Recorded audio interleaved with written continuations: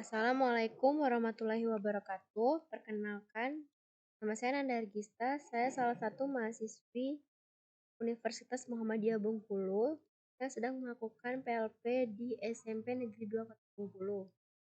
Di sini saya akan menjelaskan materi mengenai naratif teks. Apa itu naratif teks? Naratif teks adalah cerita atau teks imajinasi yang bertujuan untuk menghibur pembaca. Dan di naratif memiliki jenis-jenis naratif. Yang pertama yaitu fairy tale, yang kedua folktale, yang ketiga fable, yang keempat legenda. Yang pertama yaitu fairy tale atau dongeng. Fairy tale atau dongeng adalah cerita yang berisi cerita luar biasa dan penuh hayalan atau fiksi. Contoh dari fairy tale yaitu cerita Snow White. Yang kedua yaitu folktale. Folktale atau cerita rakyat adalah cerita yang berasal dari masyarakat dan berkembang dari zaman ke zaman. Contoh dari folktale adalah Sang Kuryang. Yang ketiga adalah fable. Fable adalah cerita yang karakter di dalamnya adalah hewan. Cerita fable termasuk ke dalam cerita fiksi atau fantasi. Contoh dari fable yaitu Rubah dan Burung Bangau serta cerita dari Kancil dan Gong Ajaib. Yang terakhir yaitu legenda. Legenda adalah cerita rakyat yang dianggap benar-benar terjadi seperti cerita legenda asal-usul Banyuwangi dan legenda asal mula Danau Toba. Selanjutnya yaitu purpose atau tujuan. Tujuan yang pertama ada pertanyaan why is the text written? The text is written for what is the writer intention dan what is the purpose and what is the social function. Yang pertama, semua dari pertanyaan itu bertujuan untuk yang pertama to amuse, yang kedua to entertain, yang ketiga to teach us to have a good character, yang keempat to make us learn something from story. Selanjutnya ada generic structure.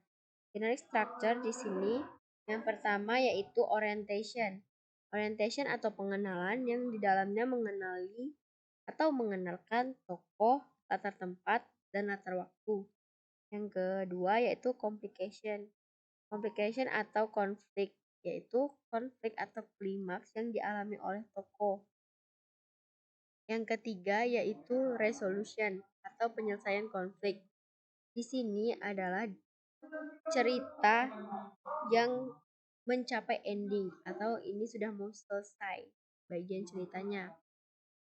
Terus ada language future. Language future di sini biasanya ada adverb of time. Contohnya once upon a time, one day, long time ago.